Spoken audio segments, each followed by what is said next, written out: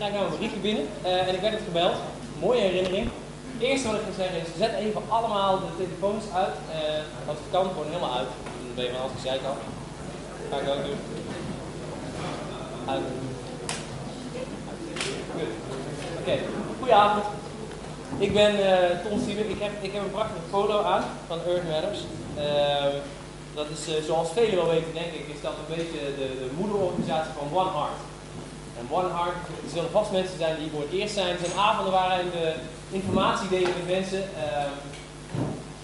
Heel mooie, vaak ontroerende of onthutsende, of ja, het kan verlichtend zijn, allerlei vormen van informatie. En dit foto kreeg ik 18 januari zeg ik het goed, dit jaar.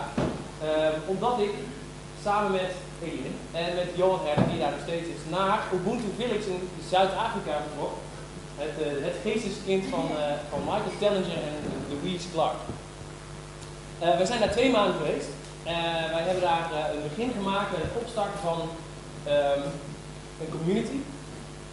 Wat we eigenlijk afdoet aan het idee, vind ik zelf. Want wat we hebben gedaan is geprobeerd een begin te maken met het ontslaan van een gemeenschap vanuit Ubuntu Contributionism. En Ubuntu Contributionism is het laatste boek van Michael Tellinger, waarin een alternatief voor kapitalisme wordt geschetst vanuit een heel oud, eeuwenoud erfgoed van de Zuid-Afrikaanse bevolking. Klein detail, we zijn vanochtend om 8 uur teruggekomen uit Zuid-Afrika. Ja, we zijn direct door hier naartoe, om dan heel bijzonder, wij gingen daar naartoe. Zagen Michael in Zuid-Afrika, Michael vertrok naar Europa en wij zien hem nu hier in Nederland. Dat is heel bijzonder. Na 2 maanden hebben we hele bijzondere dingen meegemaakt. Daar hebben we wat over geschreven ook op onze website, op earthmatters.nl. Het is ook allemaal te lezen. Ik ga geen tijd afnemen van Michael voor de lezing. Maar we willen 1 ding wel graag doen. Terwijl we daar waren hebben we Eline heeft heel veel gefilmd. En heeft daar iets van gemaakt. En wil daar volgens mij zelf iets over vertellen. Ja, ik heb gedurende de 2 maanden dat we daar waren inderdaad heel veel gefilmd. En dat heb ik vervolgens tot een filmpje gemaakt. Dat filmpje duurt 15 minuten. En voordat ik naar Zuid-Afrika ging, had ik mezelf al het doel gesteld. Ik wil terugkomen met een video die laat zien wat de filosofie van Ubuntu Contributionism is. Want ik merkte voordat ik ging dat ik aan mijn ouders eigenlijk amper kon uitleggen waar ik nou precies naartoe ging. Dus ik dacht, oké, daar zit dus al 1 ding. Het was bijna niet op internet te vinden en ik wilde per se iets hebben wat ik aan mensen kon laten zien. Kijk, hier ben ik geweest, hier gaat het over en hier willen we naartoe. Het is een soort van een première avond. Zelfs Michael heeft de video nog niet gezien. Dus ook voor hem is het spannend. Hij is bijna af. Morgen worden de laatste puntjes op de i gezet, maar ik wil deze jullie niet onthouden. Dus vandaar dat we hem even gaan laten zien als inleiding op Michael's bericht. Heel veel plezier met de video en daarna aansluiten met de lezing van Michael Tellinger.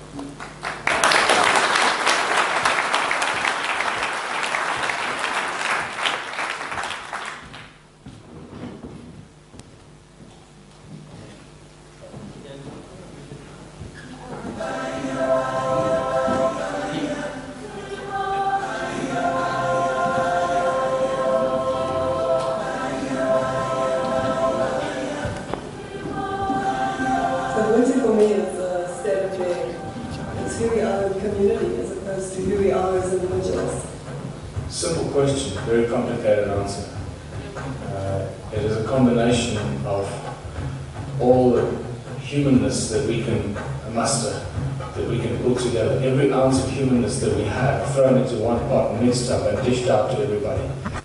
That's probably the best description that I can come up with. It brings in a sense of connection to all that is, to the people we live with, the earth, the wild ones, all processes of nature. Only good and positive things, only good and positive emotions, only good and positive feelings of sharing and becoming one with the rest of humanity. That's how I would probably describe Ubuntu. It's a deep connection to all life.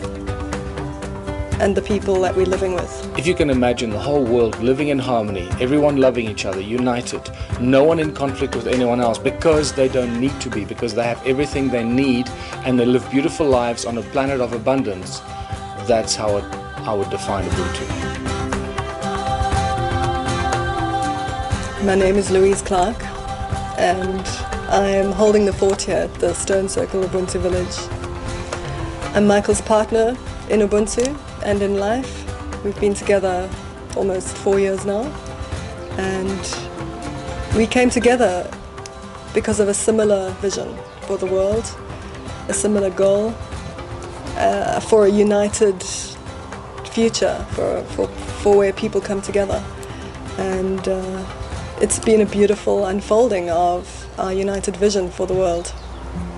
Though we're coming from different places, Michael and I share a vision of a common united humanity, and Michael's built the framework in his book, Ubuntu Contributionism, and I hold the community aspect of that. I anchor the village, the community projects, and so it works really well together because he holds the framework of Ubuntu and I weave the strands and bring the people together. Everything you can imagine for the benefit of our planet is part of the philosophy of Ubuntu, because, well, I gave it the word contributionism, and within the word contributionism probably describes it more eloquently in modern times, because it means that everybody contributes whatever their God-given talents or their acquired skills are for the greater benefit of everyone in their smaller community, the larger community, and the global community. So that means that no one will do anything to harm planet Earth, because without planet Earth we're not going to exist here. It doesn't mean that we're going back to the dark ages. It means that we're reconnecting to our natural state of being. I was researching the origins of humankind and writing a book about it, Slave Species of God, and I realized in my research that there's a very murky area in human history where money suddenly makes its appearance. And I realized that money has not been part of humanity or human evolution forever, that there was a specific time in human history that we suddenly see money appearing and taking control of the human race. And I realized at that moment that people don't need money, humanity does not need money, and that money is actually the primary tool of enslavement of the human race. It's a long process, and that starts with recognizing where we are in our society today. We have to take a good look and be aware and recognize the problems in our society before we can start imagining solutions.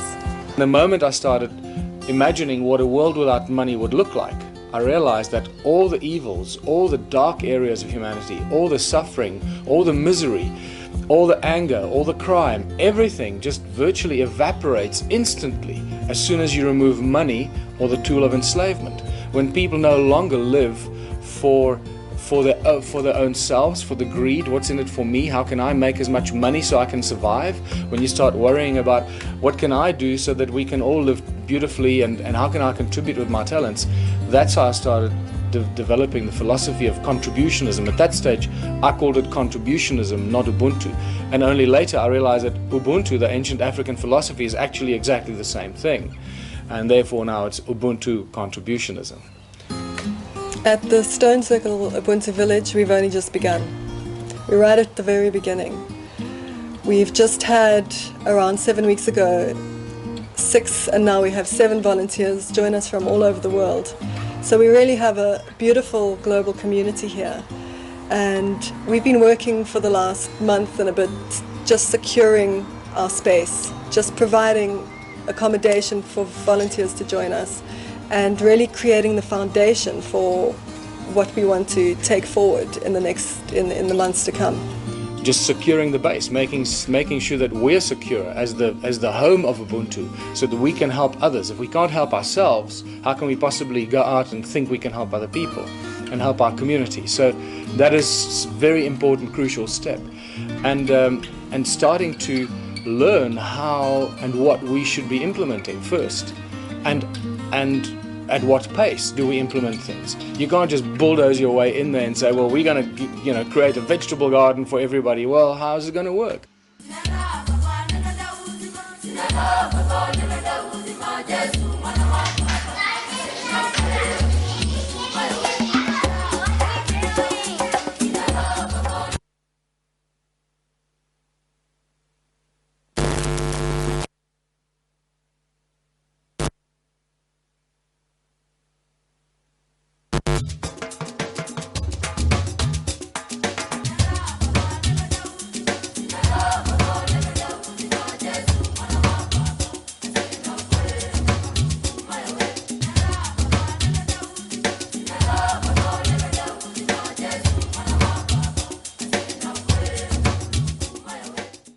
One of the three areas that we identified we want to introduce as the first community projects here are the vegetable garden, which has been running now for over 6 years and is a complete disaster because there's no real understanding of what it is we have to do.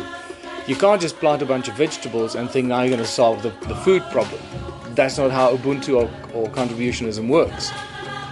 So we need to re-educate people what it is we're actually trying to do there.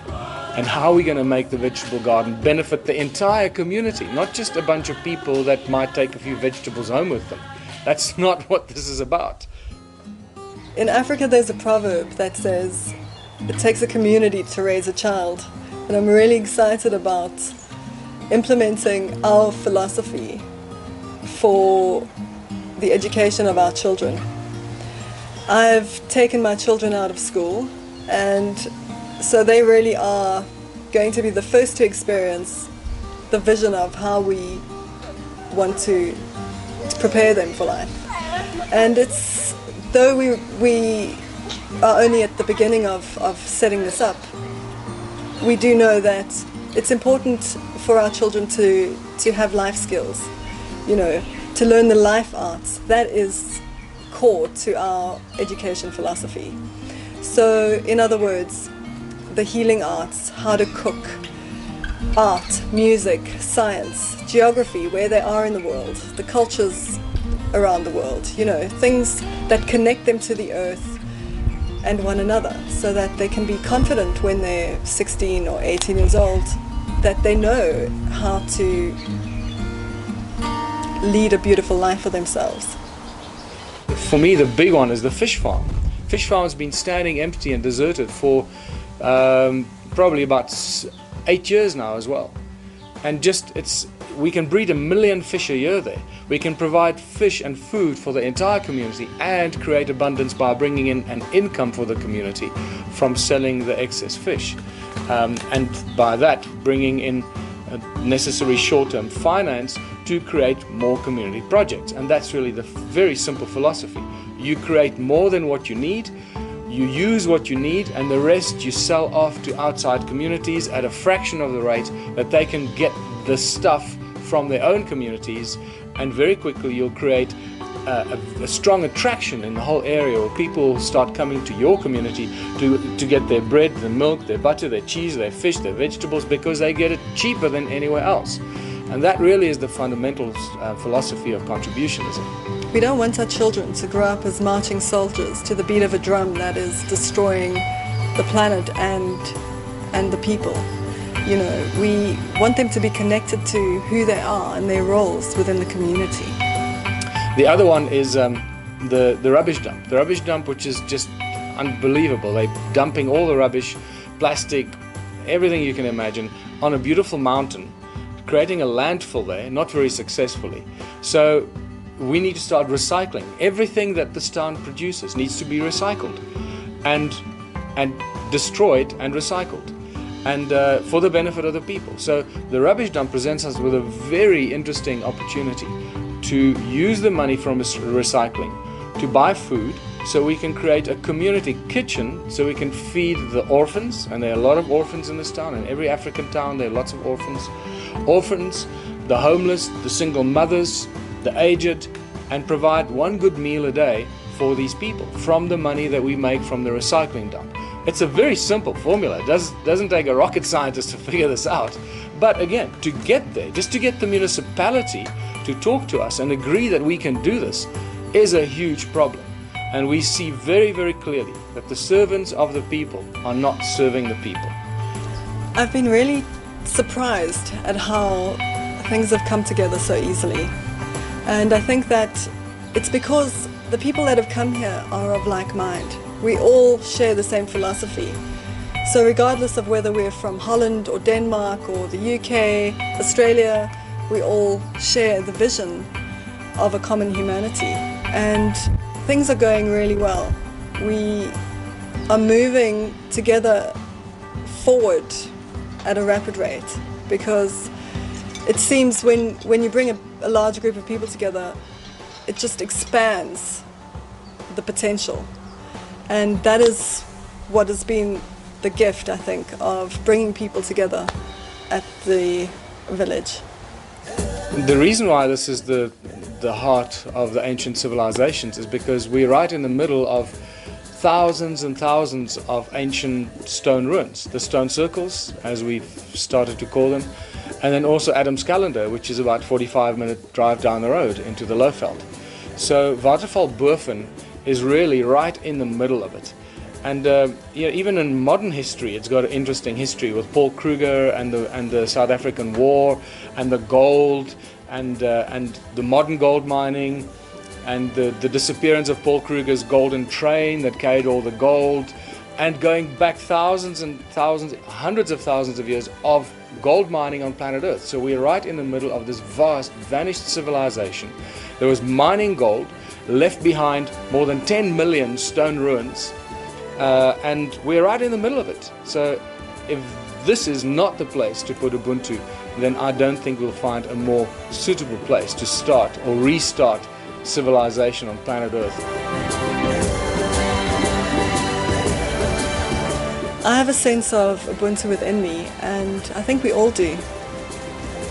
But to really say with any conviction as to how Ubuntu, what Ubuntu is going to look like years down the line is unrealistic, because in terms of Ubuntu, it really depends on the people involved, the spirit and energy of who is building this community and the society. And I think it's exciting to put out an intention, but to let it unfold as it should, as we grow as a human species and consciousness, as we grow and come together in community. I think it's going to be beautiful. Ubuntu is undefined, but it's real in the hearts of all people, everywhere. My message to everyone is the only way we can free ourselves from this financial and economic enslavement is to stop using the money. The world is really growing in consciousness. People are waking up all the time, and once we all hold this vision of Ubuntu in our minds and hearts, that is when it expands, and that is when it unfolds to become something we probably can't even imagine today.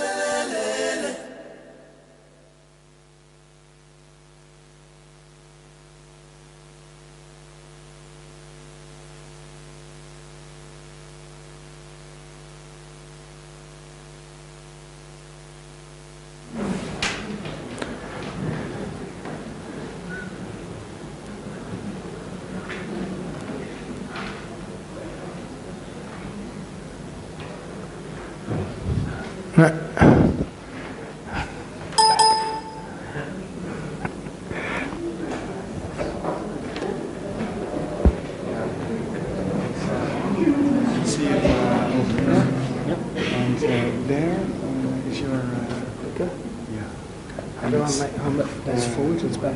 Yeah, you can try. If it's the wrong way, you'll hear ding, and if it's the good one, you'll see. Excellent. Okay, well, on that note, wow, well done, Eileen. Beautiful. Another round of applause for you. You reduced me to tears there.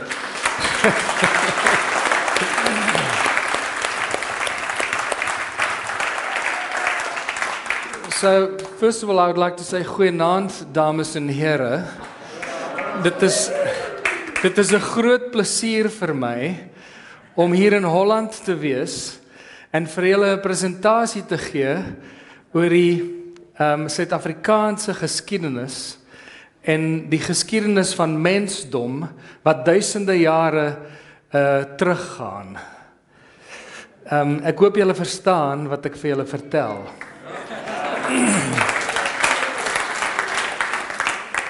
En dit lyk vir my dat julle Hollanders het vergeet dat so 400 jaar gelede het hulle 'n klein kolonie begin in die suiderpunt van Afrika. En hulle het vergeet van daardie kolonie. So ons bring die kolonie terug na die moederland. And that's why I'm going to stop talking Afrikaans, because I can't really speak the technical lingo that well. But thank you very much for turning up in such large numbers. I'm absolutely blown away. And it's a great honor and privilege to be able to share this research and this new philosophy that it's turned into with people around the world that are turning up in larger and larger numbers, and clearly pointing that we are going in the right direction and we are using the information and the knowledge from the past the correct way, applying it in the way that we should be applying it, because that's what this is all about. So we have seen this beautiful documentary, and I'm going to have to go through my presentation a lot quicker. So, yes, I forget. Oh, wrong way.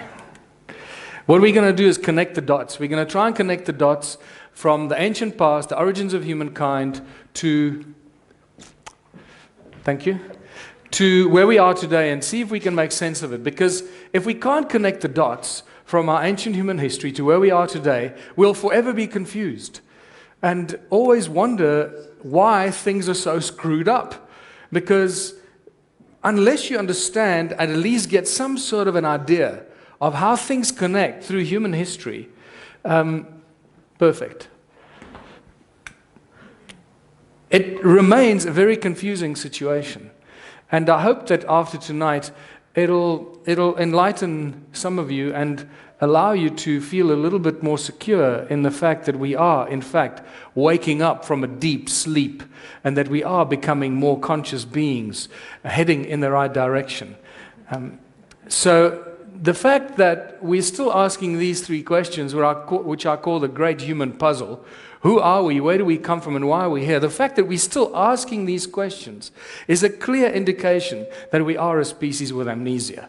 Because if we weren't a species with amnesia, we know all these answers. We would know exactly who we are, where we come from, why we're here, what's going on, how we fit into the universe, why the things on Earth are so interesting and diverse and often don't make any sense, and so forth. But we don't have these answers, and this is where it becomes really exciting, because the moment you start looking for those answers, you start finding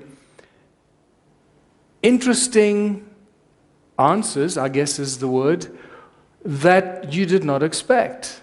When you start looking and researching origins of humankind, ancient human history, you have to open doors that some of us are not very comfortable opening.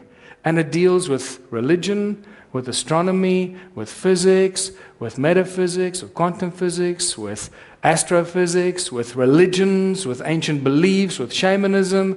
And all these things, if you're not prepared to go and look into all these different areas and extract the best information you can to form a cohesive storyline, you'll forever be confused. And this is what I find really exciting, because you find amazing connections between the remotely removed places on Earth, and interesting connections between the most remotely removed stories and folklore and ancient traditions, and you start seeing how they all connect and bring it all to a certain point where we can start saying, it seems that this is all where this is all began. The moment you start looking back at the origins of humankind, you realize that our history is far more exciting than most of us could have ever imagined. And it truly is an exciting journey of discovery that takes you on this amazing ride of research that under normal conditions you would not have gone down that road. The reason I say that as well is because when we find interesting anomalies like this, a giant footprint in rough granite, you realize of a being that was about 7.5 meters tall. You realize that we don't even understand our own geology, because you should not be able to leave a footprint in granite. So all geologists will jump up and down and tell you that you're an idiot, you can't leave a footprint in granite. I know. This is why it's such an anomaly. Why is it, how can you leave a footprint in granite? And then you start researching it, realize that there's a lot more to the story. And I was there recently, and I took 3 samples of this particular rock. I took a sample from right here, down there where a piece broke off. I took a sample from around the corner, and then another sample from the bedrock all the way down the bottom of the mountain. And I can tell you that there are 3 different types of granite that I found. And it seems to be consistent with the findings of Sam Osmanagij at the Bosnian Pyramid, that the granite up here is actually some sort of a reworked polymer, that it's not the original bedrock. Now, I can't say that for sure, but the samples that I collected are screaming loudly that that seems to be the case. Once we have it analyzed, I'll share that information for $1. The other exciting thing is, this is Klaus Donner. You may know Klaus Donner. He's in Vienna. He's a wonderful researcher, one of the most amazing researchers in unresolved ancient mysteries. And Klaus actually found the bones of a giant in Ecuador that was 7.5 meters tall. And this is a real giant. It's been scientifically proven that these are bones of a being that would have been 7.5 meters tall, about this size. Or if his size would have left a footprint about that size. And this is why this journey of discovery is so exciting. The other exciting thing about this journey of discovery is that you realize that these ancient sites are much older than most of us realize. And this is a great example, because this stone here used to be the twin of this stone here. There you can see it, it's lying over there. It fell down and broke. It broke over there. They used to be connected at the top, apparently. And when it fell, it broke. And you can see, that's the break.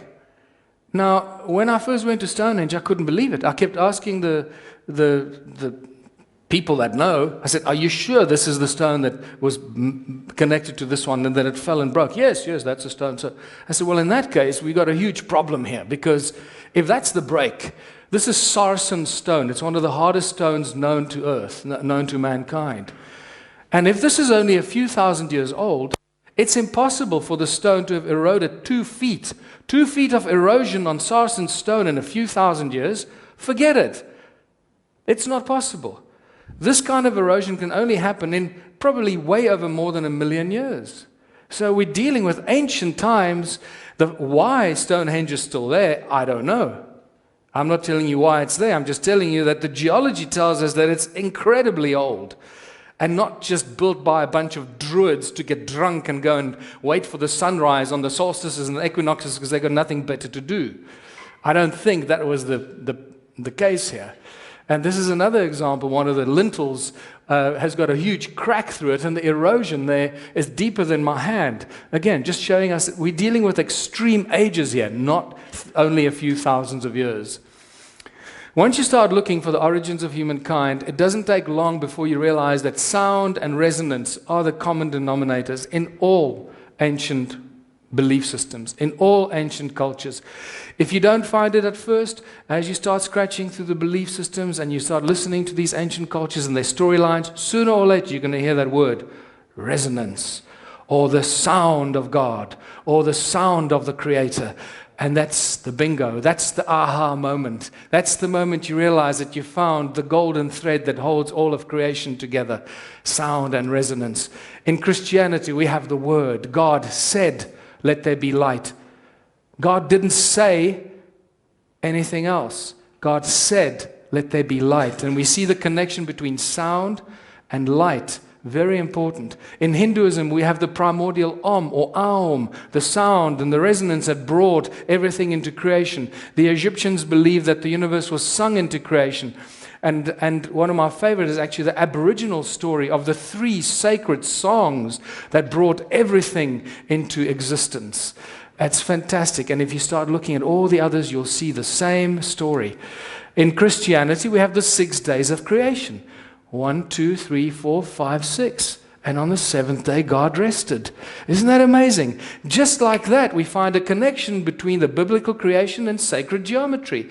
But that's not all. In Hinduism, we have the 6 aspects of Om, the Om Mani Padme Hum. And in Egyptology, we have the 6 aspects of the All-Seeing Eye of Horus. And we start realizing that this number 6 and numerology and numbers play a very important part in all of this creation that we get out of resonance and sound. And for anyone that understands music and harmonics, you'll see very quickly that this is all harmonic resonance principles. Very simple. And you go, oh my goodness, this is what they mean when they talk about the all-seeing eye of Horus, which is actually the pineal gland, and what the all-seeing eye of Horus actually represents, because this is a frequency receptor in the middle of our head. The internal organs and structure of the pineal gland are the same as your eyes, except it's in the middle of your head. Rods and cones inside that pick up all kinds of frequencies. It is your third eye. It is your connected to everything in creation. It is supposed to give you ESP, extrasensory perception, that you are in connection with everything in creation. But that's what was severed from our beingness by these ancient beings. And that's why they encoded in these symbols that go back thousands of years in ancient societies by the priest kings that were first lowered to earth from heaven and given fierce weapons to rule the people. What is sound? Most of us think of sound as a line on a whiteboard. Oh, this is sound. They teach you at school, right? This is what sound is. Look, there's a sine wave. You see, it's sound. No.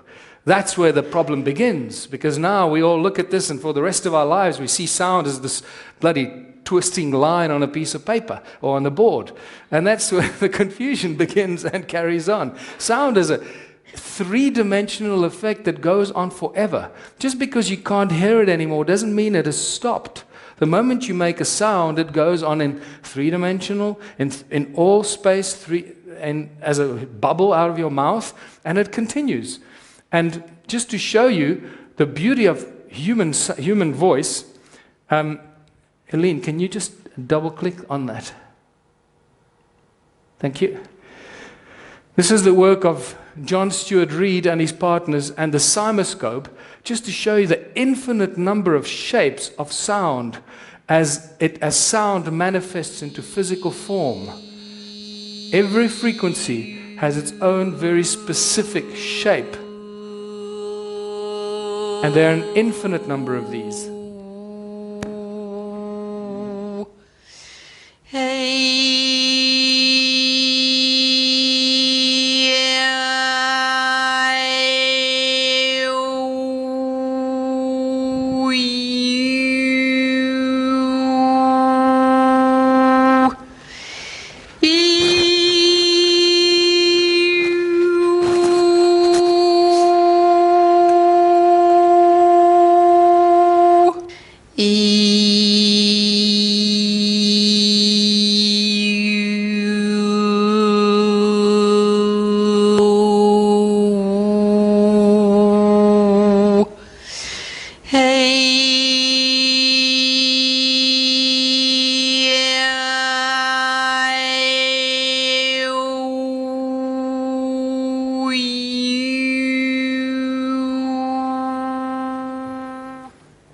It's just really beautiful. When you see the three-dimensional bubble cut in half and you look at the cross section of it, you very clearly see, can you see the cross there in the middle? And you start seeing the inspirations behind the crosses and the religious symbols that most specifically Christian denominated religions have. And when you drill deeper into some of these images, these cymatic patterns of sound, it becomes even more obvious what these guys knew, because you find this, a cross in a circle, and you realize that this cross in a circle, being the source of sound, was the inspiration for the symbols when they came up with them for the religious denominations, telling us that they actually understand cymatics, they understand source, they understand resonance, and they hid it in the symbols with which they then keep oppressing and enslaving the people. Even the medicine wheel in Native American culture is just a cross in a circle, telling us that sound heals. And they're absolutely right. Sound does heal. Because if sound is a primary source of all things, then we should be able to use sound for everything. And that's exactly what we're dealing with here. Sound levitates, it boils water, it creates light, it creates DNA, it heals, it destroys pathogens. It's the precursor to electromagnetism, and this is an important thing. Sound causes electromagnetic effect, not the other way around in the universe. And this is amazing because when all of this starts falling into place, everything can be explained. We can truly start to understand everything about the atomic structure, from the smallest atoms to everything in creation, to the galaxies and the universes and the meta-universes, and how it all fits together. And we can also start to recognize when something has gone wrong. Because when we understand the harmonics and the resonance of it and how it should behave, we can see when it's gone wrong, and then we can do something to fix it. And that's exactly what vibrational medicine and vibrational healing is all about. So this guy, Peter Davies, he's been boiling water with sound since 1940. He died about 2 years ago, and he took his secret to his grave. And that's a great shame. The only reason he took his secret to his grave is because of money. He was waiting for someone to put money into his device so they could manufacture it, put it into production lines, and sell it to people around the world so he could make millions of dollars. And unfortunately, we are none the wiser, and we're all speculating how the hell this Spitfire pilot could boil water with sound, and thousands of scientists and millions of scientists around the world have not been able to replicate this. It still boggles my mind. And I've been talking about this guy now for 5 years, and nobody has gone out there, or scientists that's got access to laboratories, to all this stuff, they haven't gone out to try and replicate this. And I don't understand what the problem is. So that's just my message. If you know anybody with a laboratory and access to technology that can do this, for God's sake, go out there and boil the water, measure the frequency, the resonant frequency of boiling water. Don't try and, start from reverse engineer the process. And then apply that frequency to water and see what happens. My guess is it'll probably boil. And this guy here, Luc Montagnier, amazing scientist, French scientist, in 2011 spontaneously created DNA with sound. He took one test tube, filled it with water and DNA, and he took another empty test tube with water. He submerged them into water, not too far from each other, and exposed it to 7 hertz. Interesting number, that's 7 hertz, isn't it? We get back to those 7 days of creation, right? 6 days of creation and sacred geometry. He exposed it to 7 hertz, and very shortly afterwards, DNA spontaneously manifested in the empty test tube. Sound manifests reality. It's fantastic. It's the same as when you put sand on a metal plate and you put a sound frequency through it, and you get these beautiful patterns that are created on the metal plate. Same thing, except this is in 3D, in a test tube, manifesting DNA.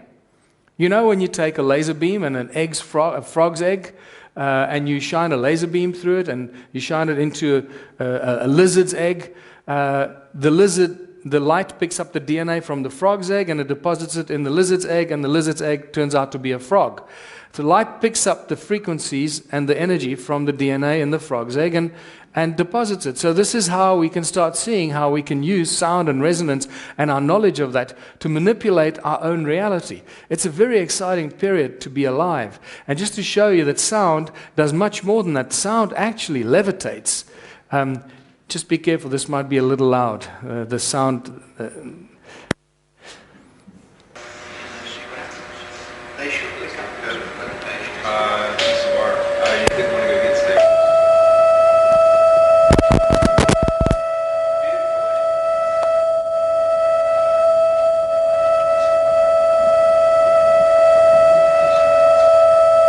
No strings attached, eh?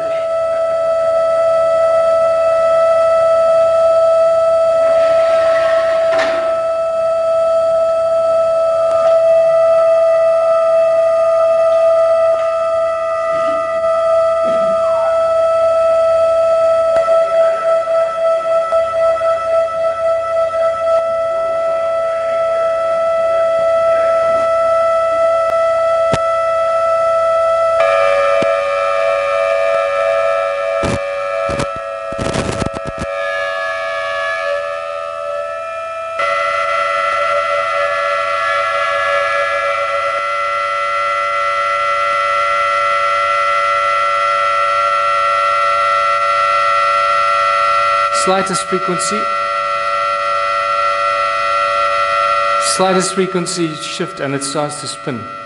So with the smallest manipulation of shift in frequency, you can make it bop up and down, spin, tumble, whatever you want. I had a 1.5 hour chat with David Deek that did this about 2 months ago. We spoke for about 2 hours, and he's explained to me exactly what they did, how it works, and all about the standing waves and so forth. It was a really interesting discussion. But what I can tell you is that this is not how the ancients did it. This is just a demonstration what you can do with sound, and that sound does levitate.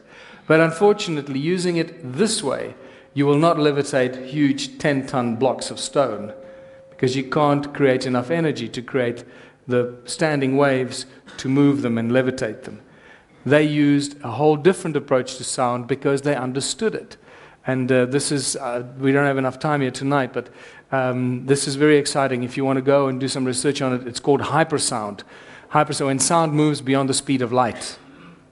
One of the best kept secrets in physics. Sound travels beyond the speed of light. Wow, isn't that a bit of a mind warp? So, sound is free energy. This is really important for us to understand. Sound is free energy. It is probably the most abundant source, not probably, it is the most abundant source of free energy in all of creation and on our planet, because Mother Earth rings like a bell. And this is one of the most ignored statements that Nikola Tesla made. The earth rings like a bell, and if you know how to tap into that sound frequency of the earth, you'll forever have an insatiable source of energy that you can convert to any kind of other energy that you want, as long as you know how to do that. And this is what I believe he did, and this is what I believe he tapped into the sound frequency of Mother Earth, and what he did with it up there is still out for discussion. That's what everyone's looking for. That radiant source of energy that goes through everything at infinite pace and doesn't kill you when you accidentally put your hand in there, because it's not dangerous, and yet it lights up everything we can imagine. So what does this all have to do with ancient civilizations? Everything, because they understood all of this stuff. They understood resonance, they understood sound and frequency, and they used it as a source of energy. And this is what leads us to linking what we find in ancient times to a modern-day levitator that lived at the bottom of Florida. His name was Edleitz Cullen, and in the 20s he built this spectacular place all on his own, single-handedly, with huge blocks of coral. That's why it's called Coral Castle.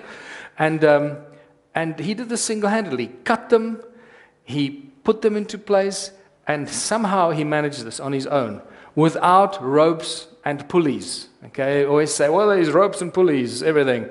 Stonehenge was built with ropes and pulleys, and it's always ropes and pulleys are the greatest invention in ancient times. And Edley Skalner did this all on his own. It is impossible for one person on your own to do this. And one day he was seen by two schoolboys, apparently, going on their way home from school, and they saw him levitating these huge blocks. They got very excited about this. They got home and they told their parents, we saw the man levitating these blocks. He was moving them through the air. And when the parents asked, well, how does he do it? The boys said he did it with ice cream cones in his hands. And the parents got very upset with the boys and said, naughty, you're lying to us. Stop lying, making up stories. Go to your room. No ice cream for you. Well, I don't think they were lying, because this is exactly why I now call it the ice cream cone phenomenon.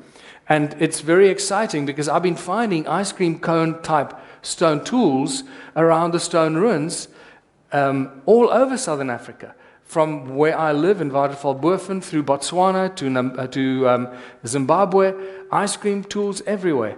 I don't pick them all up, I only collected a few of them, but I think I photographed well over like 40 of them. And then in Egypt, suddenly you see ice cream cone-shaped tools appear, and no one's ever been able to explain these. They always give you some feeble excuse of what it is. So it was ornamental, it was this, or it was that. Well, we don't know, we'll just make stuff up. No, I don't think so. So there's all these things are very important roles to play in ancient societies. And when I saw this, I just got extremely excited. And I even recently found cone-shaped tools in an ancient mine in England. And you start seeing it everywhere. You find it in the Bosnian pyramids. Samos Managij they've been pulling out cone-shaped tools there. The Native American priests, medicine men, when they have ceremonies in the kivas, they take cone-shaped tools, and guess what they do with them? They hit them together to make a ringing noise as part of their ceremony. And nobody knows why they do that, because they've lost that knowledge now. But I can tell you that you'll know by the time we finished here. And then I found these in the Rosicrucian Museum in San Jose, California, which blew my mind. These are cone-shaped tools that were retrieved from the walls of a Sumerian temple in Sumer, with cuneiform text that tells us that these cones were made to commemorate the building of the temples. And you start seeing the connection. Cone-shaped tools that were used by Edley Skalner to levitate these giant 5-ton, 10-ton blocks of coral. And suddenly the plot thickens. And this brings us to Southern Africa, where history books tell us and claim that Southern Africa was a sparsely populated part of the world with hardly anybody living there, some hunter-gatherers, and they run around with their loincloths and shoot a buck here and shoot a buck there, very happy. But unfortunately, the stone ruins and the ancient ruins of Southern Africa tell us a completely different story. They tell us that it was a densely populated part of the world with millions of people living there. And unfortunately, for those that are doing research into the stone ruins, these stone ruins are often called cattle kraal. Now, is kraal a word in Dutch? A kraal? So you'll know what I'm talking about. A cattle kraal where you keep cows in. And this is what they put in our history books, and they teach it to everybody because that's what it has to be. It's got to be a cattle kraal. Well, you'll find out that that's not necessarily the case, because just to show you some of the images of these ruins, first you'll find that all of them are circular, and yet each one is completely unique. They have very unique internal structures. Look at all the stuff in between. There's a lot more stuff lying. There's another circle there. All the stuff here that's buried by soil. And unless you look at it from the air, you won't even know that it's there. Sometimes I'll walk between these ruins, and I come home and I look on Google Earth, and I went, oh my God, there's some more ruins there. I was walking right there, and I didn't even know I was walking through some ruins. And that's how covered they are. Sometimes you see it, sometimes you don't. All depends what time of the day it is, where the sun is. And notice that at the circular, the actual, what we call stone circles, the stone circles are surrounded by much more that seems to go out of it, it's like a spider's web that moves out away from the stone circles. And you can see here that there was some other stuff going on here. This one was connected to that one, but it's eroded over there. You can no longer see it, and it just goes on. This one is connected to another ruin over here, over there, which you'll see from another angle. But from this photograph, you'll never ever say that there's more stuff around it, because it's buried by soil. And you got to, here, same one here. When you're looking at this ruin here, you have no idea that this is attached to it over there. And when you start seeing a horseshoe shape with a circle inside it, with a rock right inside the middle of it, you start going, hold on, I can make a connection here between electronics and horse-shaped shoes and stuff like that. Look at all the stuff on the outside of the stone walls. There's another horseshoe-shaped structure, ohm-shaped structure. And the warning bells go, aha, ohm-shaped structure, frequency, resonance. Here's that ruin that I said you can't see anything from right above it. Look, all the stuff there. See how this is connected to that one. There's a whole network of ruins between these two, but you can't see it from straight above. Only at a certain time. And then they make beautiful flower shapes, because flowers are pretty. So they make flower-shaped stone ruins, because when you look at them from the air, they look so pretty and make everybody happy. But you have to be up in the sky to see that they look like flowers. And that poses a bit of a problem. And can you see how it's connected from there to here? And then that connection goes to this channel here that is even more eroded. And what's so special about these ruins? Not just that they're pretty to look at, but they obviously made for very special cows, these cattle kraals. And I think that it's possibly where the term holy cow comes from, because these cattle were very, very demanding, and they insisted that these cattle kraal were aligned with the movement of the sun. These were holy cows. They wanted to know where the sun came up, and they debated this, obviously. And you realize that when you start looking at these, not only are they aligned to the movements of the sun and the equinoxes and the solstices, but also with very advanced knowledge of sacred geometry.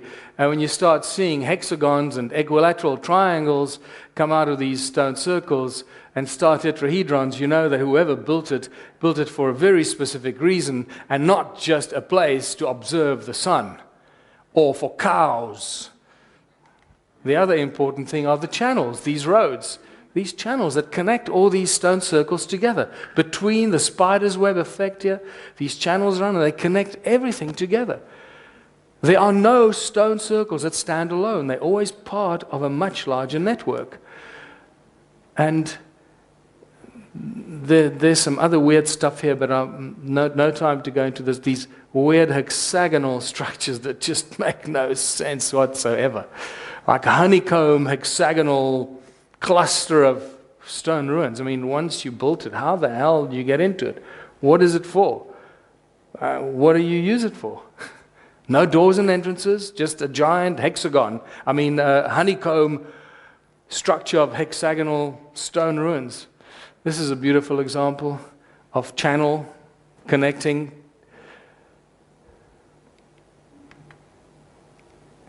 And so it goes. Now, the other fascinating thing, remember, our history books tell us that Southern Africa was sparsely populated.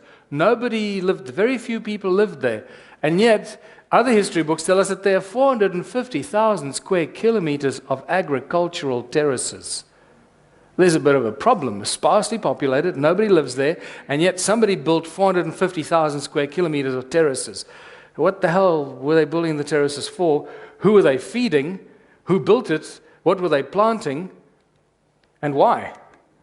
And when you start looking at the terraces, they're all over the place, and it takes a little while for your eyes to desensitize and start recognizing it, and suddenly it becomes very exciting, because you see them all over Southern Africa. And this is just up the road from our house. You know where this is, Ton? Yeah, so it's just, it's just a spectacular display of a vast, vanished civilization that we know absolutely nothing about. From this point here, up on the mountain, pretty much between 60 and 100 kilometers in all directions, it looked like this a long time ago. There are still large areas that look like this. And the other important thing to note which our cattle kraal historians keep forgetting, is that our cattle kraals have no doors and entrances. So clearly, they must have been putting the cattle in over the walls at night, because they were very special cattle and they didn't want anyone to steal them. And I'm not kidding you.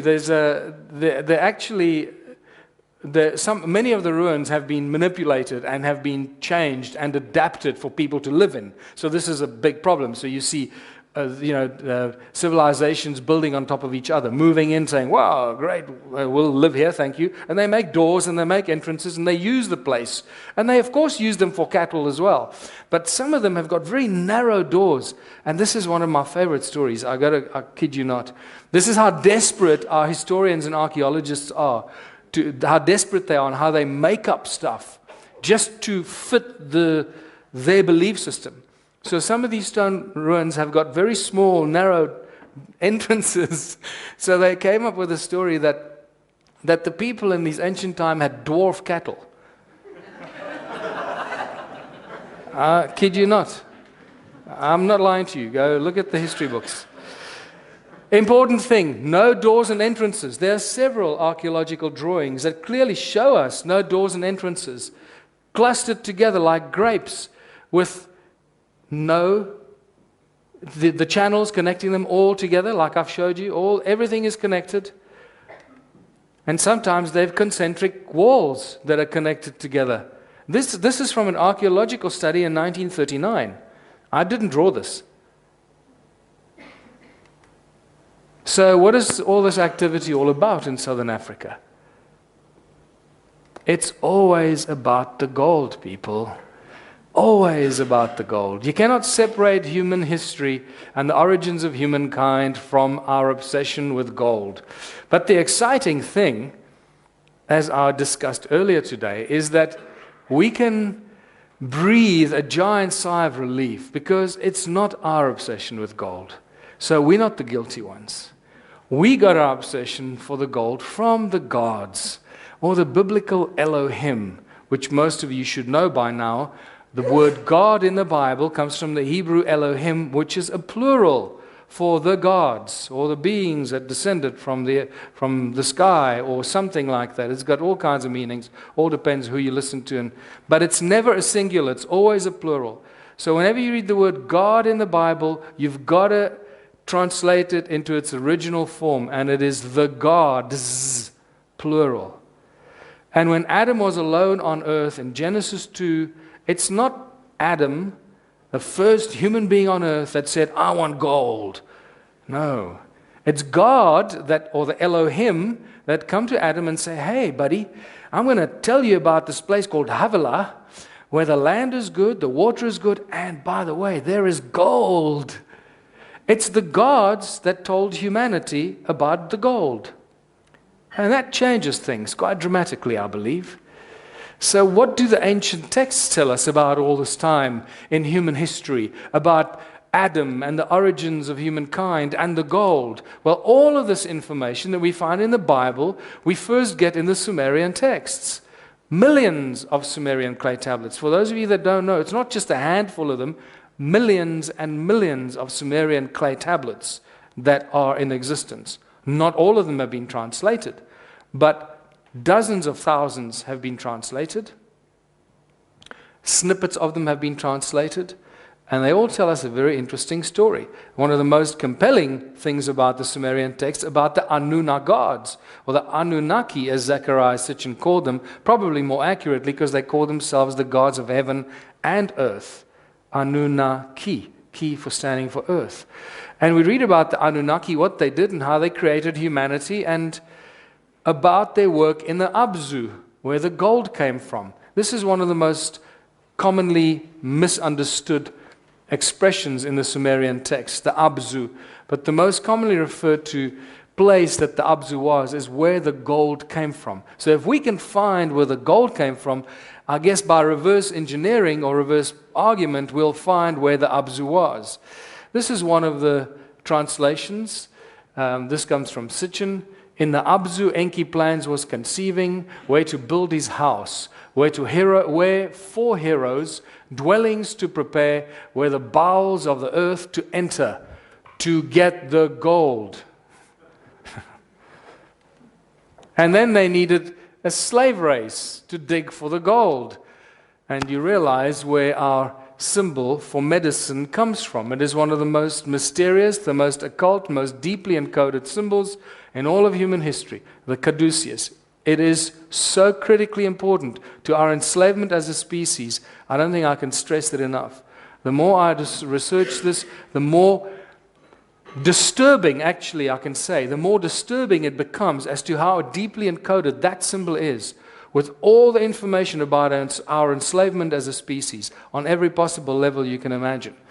And this is why this symbol is often connected to the Sumerian entity Enki, who is said to be the creator of this new species called the Lulu Amelu, or primitive worker. So it says, let us create a Lulu, a primitive worker, the hardship work to take over. Let the being, the toil of the Anunnaki carry on his back. So they're talking about the Anunnaki, a being called the Lulu, the primitive worker that they're creating to take over the hardship work from the Anunnaki in the gold mines. So is there a ruin or a settlement that could be linked to Enki? Great Zimbabwe. Absolutely. It is so encoded with Enki energy that it truly boggles your mind. And if you don't understand about the measurement of energetic imprints, it's something you need to go and research for yourself, because we don't have time for that right now. But what I can tell you is that Great Zimbabwe is what I often call the White House on the hill. The big White House where the mine manager lives in, on this vast gold mine in ancient human history. And guess what? Nothing has changed. I grew up on the gold mines in South Africa, and the mine manager always lives on the big house on the highest hill. If you want to look for the mine manager on the gold mine, you look around, oh, there's a big house on the hill. That's where the mine manager lives. Well, this was Enki's big house on the hill in Zimbabwe, where he controlled not only the gold mining empire, but many other things that were going on there. And I can tell you that this is vastly unexcavated and unexplored. The last excavations took place at Great Zimbabwe in 1939. There is stuff hidden there that they do not want us to know about. And just like in Crimea, the military swoops in when they find ancient artifacts. The same thing happened in Iraq, in the desert. They swooped in.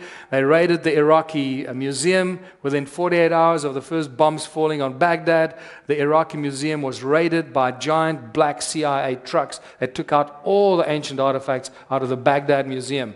It's become a war of controlling ancient technology, people. And you'll understand why I say this when you realize what we're dealing with here, what Adam's calendar is, what all these ancient ruins are. So, to understand how big this ancient gold mining empire of Enki was and what the Anunnaki were really up to, and I must tell you that I cannot even stress enough the influence that the Anunnaki had on the entire reality that we face today. The influence not just on the human affairs, but on affairs on this planet probably for millions of years. And this is a spectacular bit of information that unfolds as you get deeper and deeper into this research.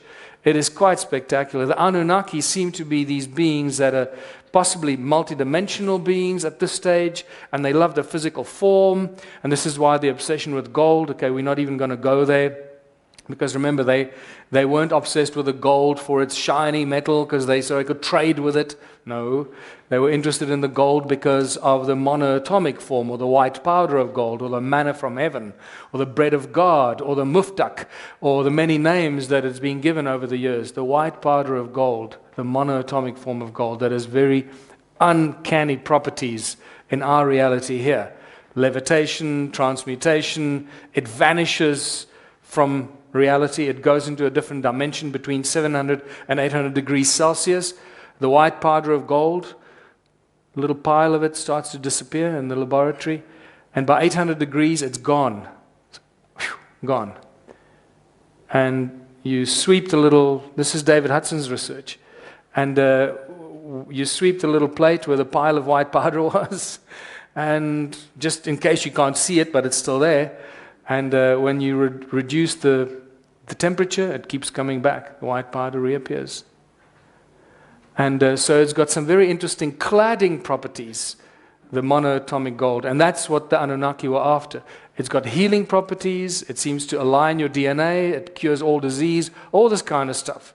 Okay, this is why when Moses came down from the mountain, and remember they were in the desert for how many years already, the Israelites, how true that story is, who knows, but the information we get in it is very important. So when Moses comes down from the mountain, the Israelites build a golden calf, right? And he's very angry, and he takes the calf and he burns it in the fire. What happens to the golden calf in the fire? It doesn't turn to molten gold, it turns to white powder. Wow, that's interesting. And not just once, twice. It's in Exodus and in Leviticus. We read how Moses turns the golden calf into white powder. And then what does he do? He takes the white powder, he puts it in the water, and he feeds it to the Israelites. I guess it tells us that it's got healing and curing properties, because by then they probably weren't very clean without water and food and sanitation, and they were probably riddled with disease.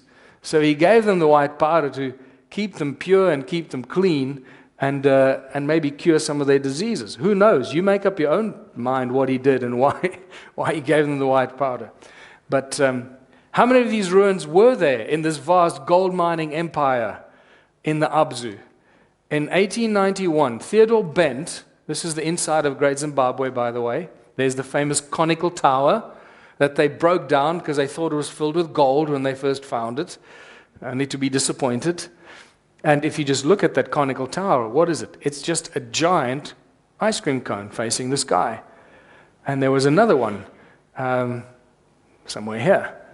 And you realize, when I was at Great Zimbabwe just recently, the whole place is filled with cone-shaped structures. Every ruin has at least one little cone-shaped structure facing the sky. And it starts to tell us that there was probably some very interesting activity going on there. So, by 1891, Theodore Bent, one of the first to truly excavate Great Zimbabwe, estimated that there were 4,000 of these ruins. So I can still deal with that. 4,000 ruins, sparsely populated part of the world. You know, everybody built himself one cool ruin. I can handle that. And then we get to 1974, and Roger Summers, at that stage, he was the head of antiquities in South Africa and Rhodesia, because it was known as Rhodesia then. That wonderfully beautiful human being called Cecil John Rhodes found this piece of land, and they named it after him in his honor.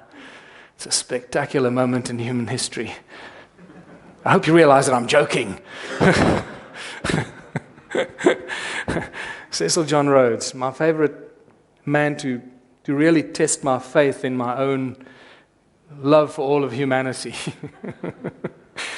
Anyway, Cecil John Rhodes. In 1974, Roger Summers estimated that there were 20,000 of these stone ruins. And by then you start going, okay, hold on, this just does not compute. No people, 20,000 stone ruins, what the hell is going on? And then I got involved in 2007. Within 6 months, I walked through at least 1,000 ruins myself. Me, on my own, walked through 1,000 ruins. So I thought, hold on, 4,000? No. 20,000? Maybe.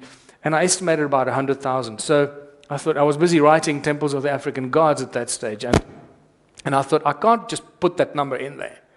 I've got to figure out, be more scientific about it. So the first thing I did, I phoned up the retired head of archaeology at Wits University, my old university, the best university in South Africa. And I phoned up Revel Mason, and I said to him, I got him on the phone. He answered immediately, interestingly enough. And I said, Revel, hi, this is Michael Tillinger. I just want to know what your take is on these stone ruins. How many do you think they are? And he didn't even hesitate. I must tell you, this blew my mind. He just went off the bat. He went, at least 100,000.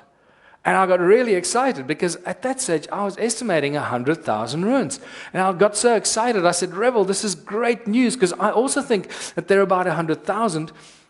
But you realize what this does, because at that stage I was still thinking that these were dwellings and cattle kraal and stuff like that. And I said to him, but you realize that this is a problem for us, because if there are 100,000 ruins, and we allocate 10 people per ruin, That means we're dealing with a population of 1 million people. And there was a silence on the phone, and he said, well, then there can't be 100,000 ruins. Just like that. He just changed his mind. Because he went straight into the box of, academic dogma. History books tell us this was a sparsely populated part of the world. Nobody lived here, so there can't be 1 million people living here. The ruins are there, but there were no people. Nobody built it. They just manifested. Ooh, I wonder if that's possibly true. So I started counting these stone ruins. I used Google and all the satellite pictures that Jan Hine had given me that I was looking at, and I got averages and how many per 100 square meters and 1,000 square meters and a hectare, and I realized this thing is a lot bigger than I ever imagined. It went all over South Africa and into Botswana and Mozambique and Zimbabwe, and this is south of Johannesburg, by the way. There are thousands of ruins just south of Johannesburg, and nothing's been done about it. They're just being completely ignored. And this is other side of Rustenburg, where I grew up the last few years of my life. I don't even know what this is. It's so dense, it's insane. It goes on like, it says about 5 by 5 kilometers. It's this density. There weren't enough people. They did an archaeological dig here in the mid-90s. They sent a really nice archaeologist from Pretoria University and some students to the site, and they spent a week there getting drunk, which is what they do at these digs. I know because Louise, my girlfriend Louise, studied archaeology, and that's exactly what happens. The students go on these digs with one professor who drinks for a week. The students run wild. They take measurements and samples and stuff, and after a week, they get all the stuff together. He writes a report based on what the students did, and that becomes the official archaeological report. I'm not kidding you. This is the standard way of doing archaeological assessments. And that's just shocking. So that archaeological report says that they found evidence of Suthutswana mud hut foundations and walls in some of the circles. So this must have all been built by the Suthutswana people. And this is the kind of logic they use. It's just insane. It's like saying if you find a Barbie doll in the Amsterdam station, this must be where they make Barbie dolls. It's that kind of logic, And it's just, this truly, I must say, boggles my mind. Anyway, by the time I finished counting, I realized there were more than 10 million of these ruins. Not just a few thousand, more than 10 million. And, when you see this number, I went back and I did it like 10 times. I kept thinking I was making a mistake. No. More than 10 million of these ruins. And at that moment, it hits you like a ton of bricks that you're facing a vanished civilization that we know absolutely nothing about. And no history book has ever touched it. No one has ever spoken about them until now. The big question is, what happened to these 10 million ruins? Where are the people? If there are more than 10 million ruins, there must have been millions of people that lived there. Where are the bones? Where's the evidence? What happened to this vanished civilization? I'll tell you after the break. Let's have a...